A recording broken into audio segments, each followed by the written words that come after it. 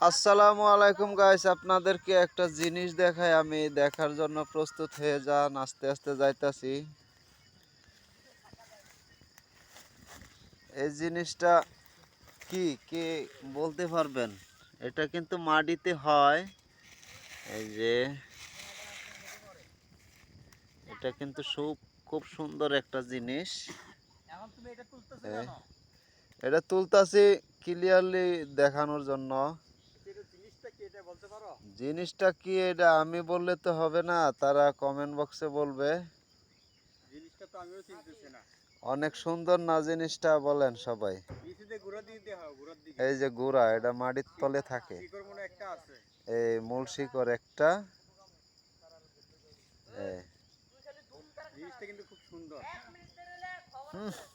অনেক গ্রানে আমার মাথা ঘুরায় উঠছে।